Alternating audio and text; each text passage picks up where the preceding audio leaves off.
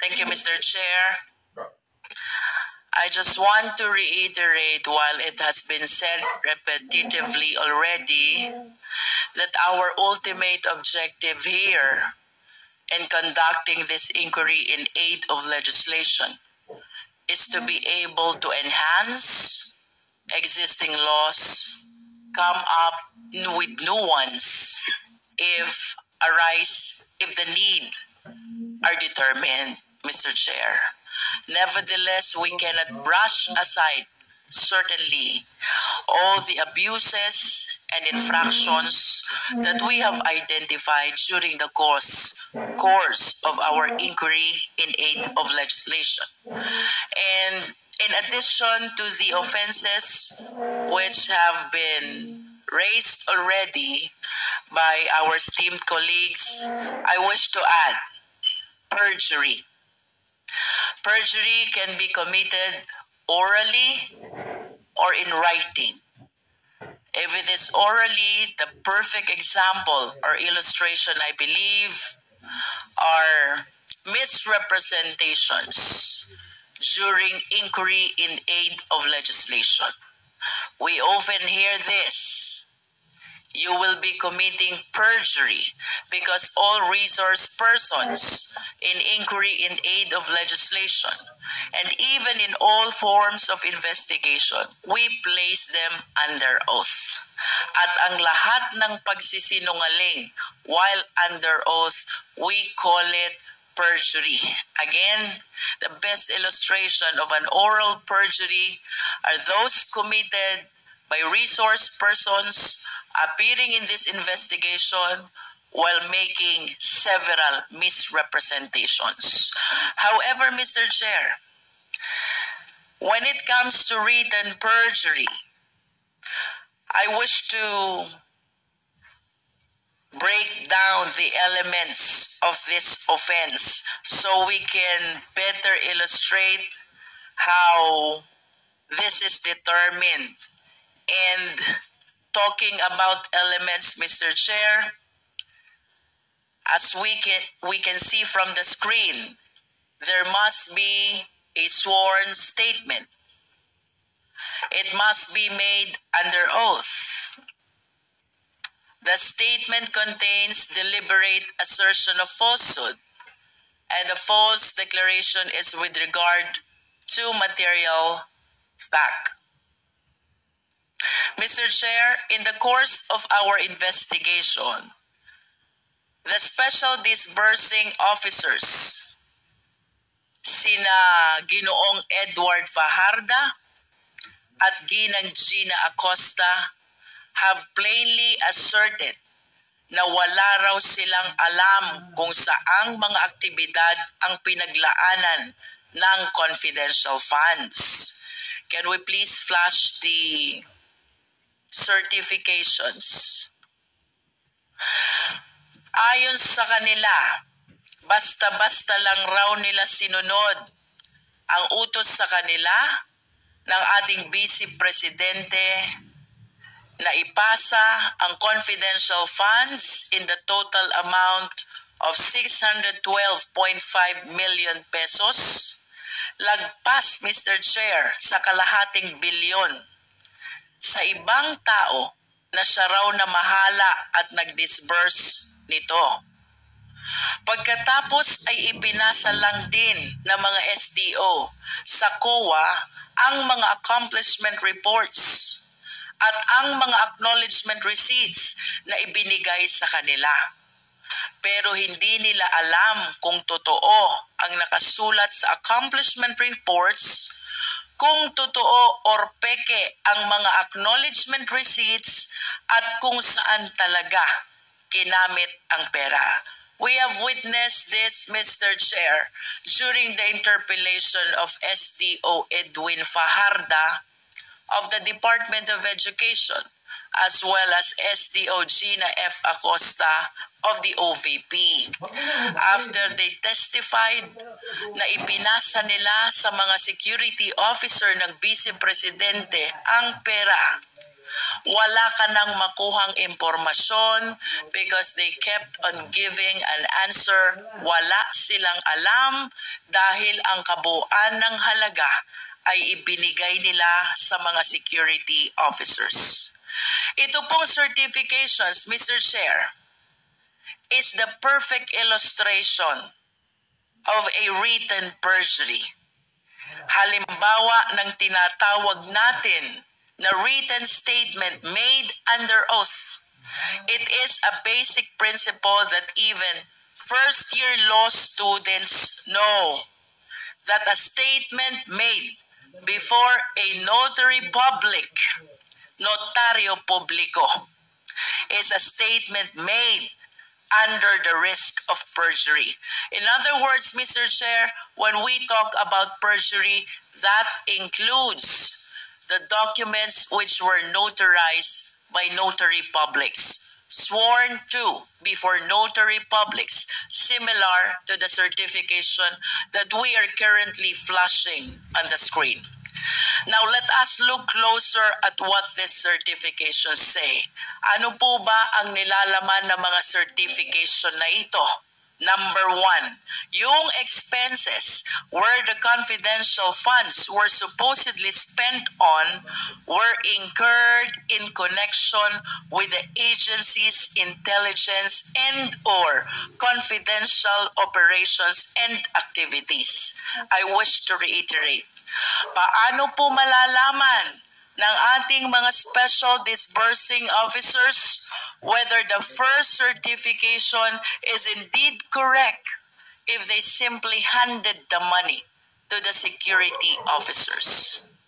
The second content, yung mga pinaggastusan raw ng confidential funds ay necessary and utilized for legal purposes. Again, Mr. Chair, how will they certify to this fact when they are totally unaware about the activities where the confidential funds were allegedly spent?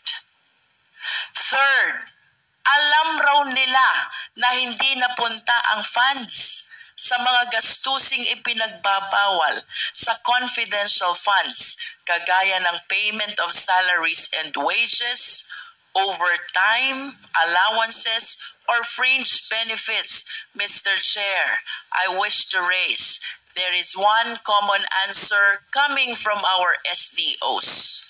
Wala silang alam dahil ang pera ay ibinigay sa mga security officers. Fourth certification, any equipment purchased was supposedly relevant to the confidential and or intelligence activities. Mr. Chair, suffice it to say that the SDOs are totally unaware of how the confidential funds were spent, primarily because they were not the one who disbursed the same. E paano po nila patututuhanan ang nilalaman ng mga certifications na ito? Certifications which were sworn to before a notary public. To emphasize, Mr. Chair, and as seen from one of the certifications, which our Secretariat is showing right now, our Vice President and SDO Acosta signed and certified this certification before the notary public, and that is Attorney Abella. Ano po ba ang sabi ng mga SDO? We all learned from the hearing on November 25 that while SDO Acosta did encash the check, according to her, wala po siyang alam kung saan napunta yung confidential funds kasi po ito ay turn over sa VP SPG. Mr. Chair, this is totally if not completely contradictory to the contents of the certification. It's the exact same story for Mr. Fajarda of DepEd, Mr. Chair. Sabi po nila, Ms. Acosta at Mr. Fajarda, sa ating pagdinig na hindi talaga nila alam kung saan ginastos ang pera. In other words, malay po ba nila kung napunta nga ba sa intelligence or confidential operations and activities ang pera? Malay po ba nila kung totoo yung mga pinagsasasabi na accomplishment report, liquidation report, and most importantly, certification? But they signed it, Mr. Chair. They signed them under oath. This means, Mr. Chair, that Ms. Acosta and Mr. Fajarda did not only violate the joint circular, they also lied under oath dito sa kanilang certification. They did this not just once, not just twice, but thrice. For Mr. Fajarda. And for Ms. Acosta, I have to state, she did it 4 times. Paulit-ulit silang nagsinungaling sa kanilang certifications, Mr. Chair. The next offense that I wish to raise, Mr. Chair, is bribery. And we have to take this in consideration with the counter offense, corruption of public officers. Simply stated, Mr. Chair, sa isang korupsyon or anomalya, may isang nanunuhol at may isang sinusuhulan. The offense committed by the author of corruption is Article 212, that is corruption of public officers. On the assumption, Mr. Chair, na tinanggap ang suhol, then the offense committed by the one who received the money, we call it bribery. Let us discuss first bribery, Mr. Chair. Ano ang elements ng bribery? There must be a public officer. The accused is a public officer. He received directly or through another some gift or present. The receipt was in consideration of his commission of some crime, and that relates to the exercise of his function as a public officer. Of course, kailangang ma-mention ang mga krimen ng mga nagsuhol at mga nagpasuhol. Ito po ang mga elements ng bribery. Malamang lahat ng mga tao na naimbestigahan natin ay public officials who receive amounts of not just any money, but possibly of confidential funds as well. Corruption of public officers. Siyempre, kung may mga tumatanggap ng suhol, may mga nagsusuhol. Sila naman po ay magiging liable sa krimen ng corruption of public officers. Again, Mr. Chair, for clarity, ang nanuhol ay liable sa corruption of public officers. Ang tumanggap ng suhol, they are liable for bribery. Ibig sabihin, may isang special krimen para sa nagsusuhol ng mga public officials. Tingnan po natin, parehas lamang ang penalty na ini-impose sa mga nagsusuhol at sinusuhulan as provided under Article 212. Except, of course, disqualification and suspension, because these two penalties apparently apply only to public officials. Kaya naman, ang bribery at corruption of public officers ay ang pagbibigay ng pera, regalo, o kahit anumang advantage or favor sa pamamagitan ng pag-abuso ng kanyang posisyon sa gobyerno. Kindly flash the next screen. Let's all recall what we discovered from the committee investigations. May mga empleyado sa DepEd na tumanggap ng white envelopes in the same period within the confidential funds for DepEd were released.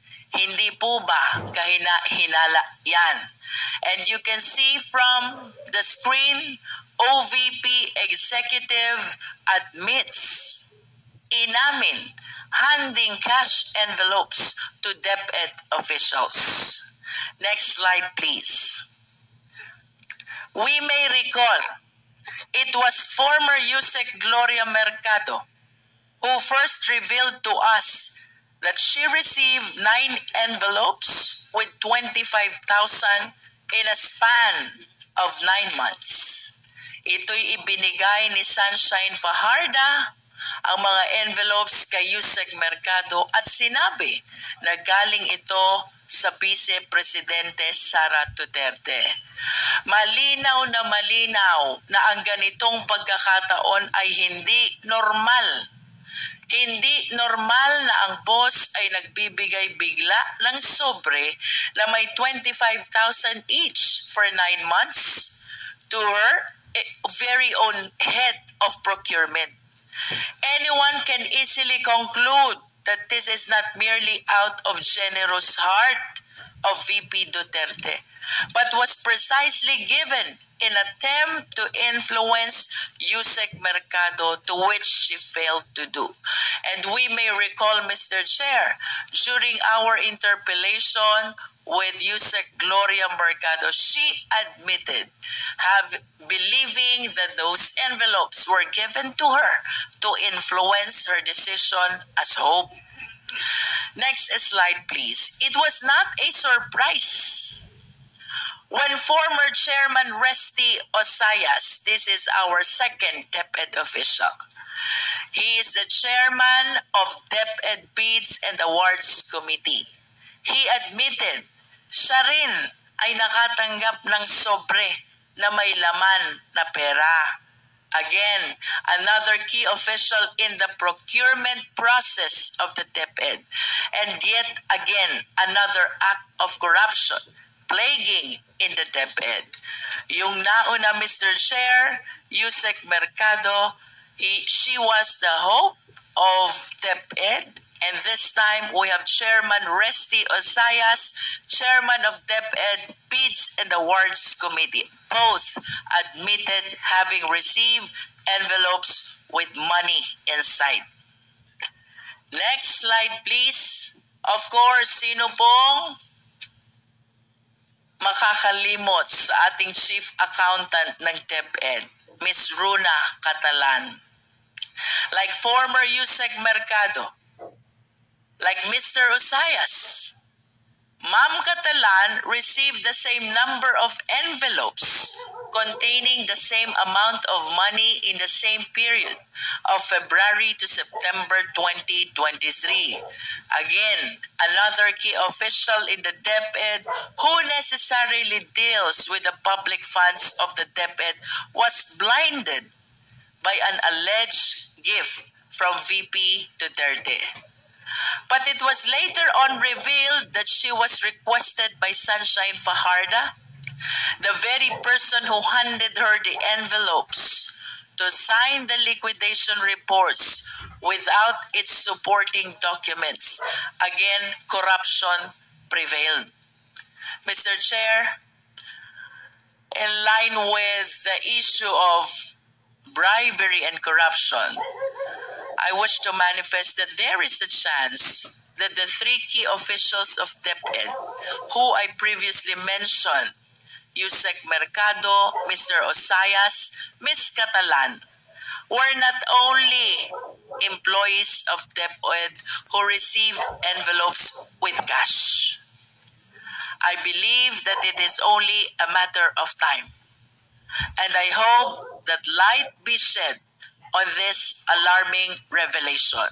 Tayo po'y naniniwala na hindi lamang ang 3 opisyales na ito ang tumanggap ng envelope na may lamang pera mula sa ating Vice Presidente. Ultimately, Mr. Chair, is the crime of plunder. Isa pa sa ating nakitaan na maaring ikaso mula sa ating mga nadinig sa ating komite, rito ay ang violation ng plunder sa ilalim ng Republic Act 7080 as amended. Ang basis po natin ay lahat ng mga nakalap na impormasyon patungkol sa paggasta di umano ng OVP at ng Department of Education ng confidential funds sa ilalim ng pamumuno ng ating Vice Presidente. Mapapansin po natin na wala pong naipakita na ebidensya kung saan totoong napunta talaga ito. Pinatutunayan lang ng mga opisinang ito sa pamamagitan ng acknowledgement receipts na atin namang napansin ng napakaraming anomalya. Pareho ang sulat, pareho ang pirma, pareho ang tinta ng ballpen. Ang impossibility na ito ay na-disburse ayon sa dami ng resibo sa iisang araw lamang. At isama na din po natin ang mga nadiskubre nating pangalang Mary Grace Piatos at Kokoy Villamin na napatunayan na wala sa database ng Philippine Statistics Authority. Ang isang konklusyon na aming nakikita sa mga ito ay hindi tunay, pineke lamang ang mga ito upang maipamukha lamang na ginasta ito para sa surveillance activities upang magamit ang pondong ito sa ibang kagamitan o pansariling interes. Ano nga ba ang plunder, Mr. Chair?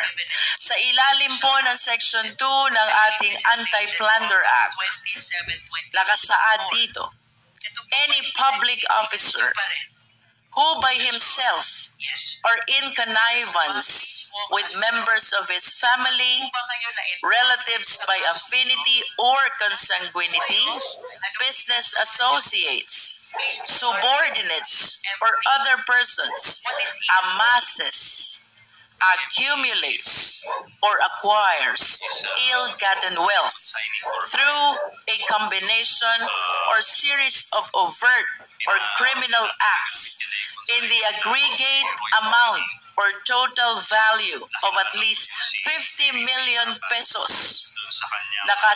Nakasaad din rito na ang penalty ng paglabag ay reklusyon perpetua na may katumbas na 20 years and 1 day hanggang 40 years.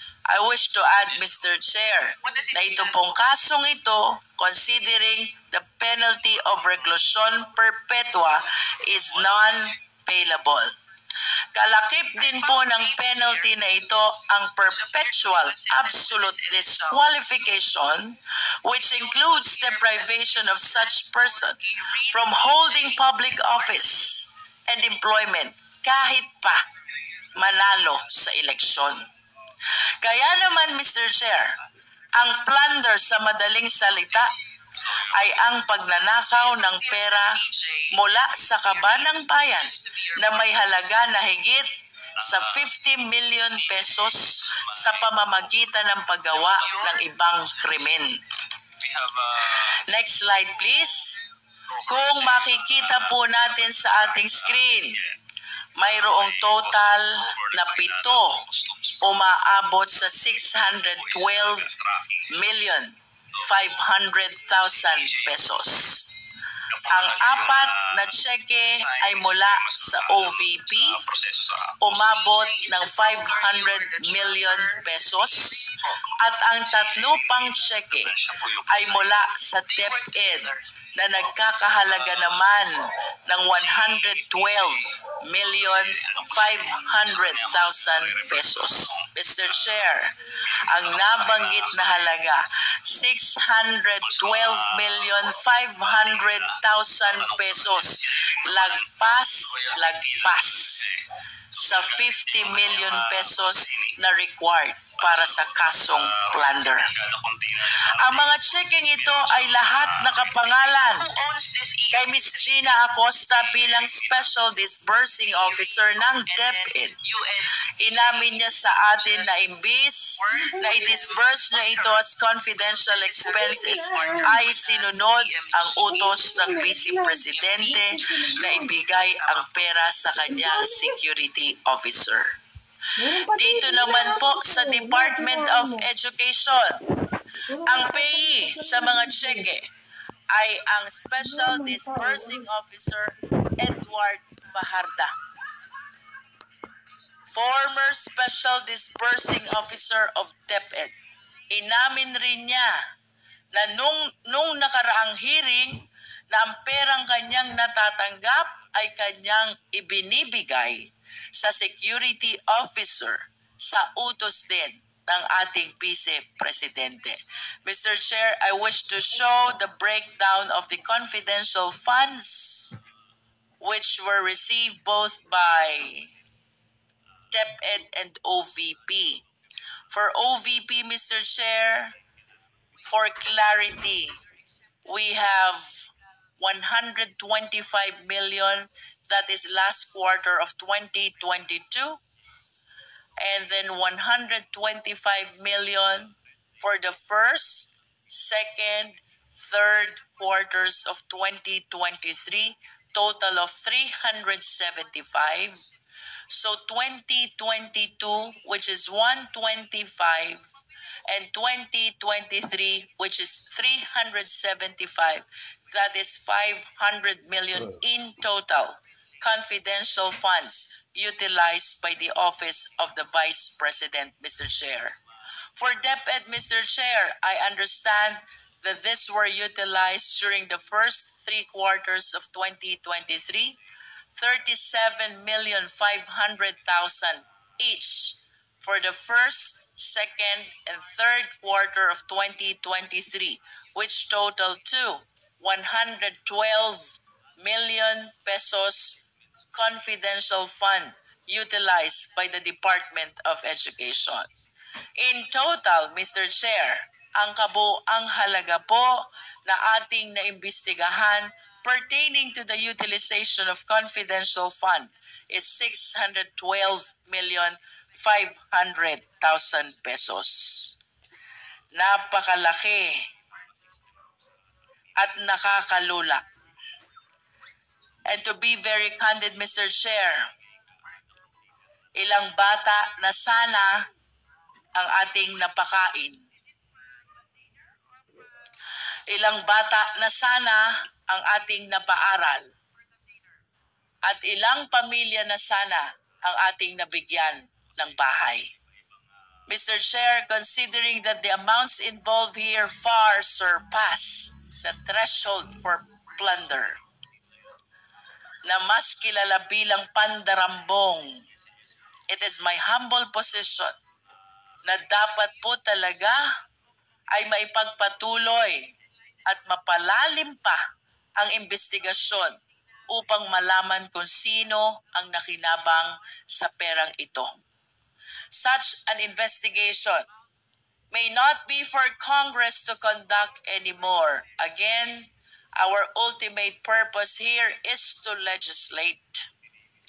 Such an investigation, however, we will ensure will be conducted, Mr. Chair.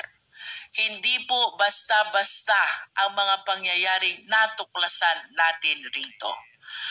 Finally, Mr. Chair, ayon po sa isang Supreme Court decision, this is Macapagal Arroyo versus People, GR numbers 220598 and 220953, dated July 19, 2016.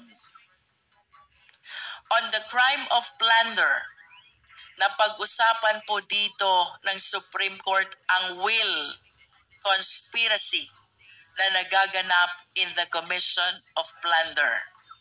Kaya kung may pagpapatuloy po ang investigasyon, maigi pong matingnan kung sino po ba ang hub, sino ang mga spokes, ilang conspiracy po ba ang ating pinag-uusapan. In other words, Mr. Chair, we will look forward that as the other agencies conduct an in-depth investigation on this, we will look forward sino ang hub,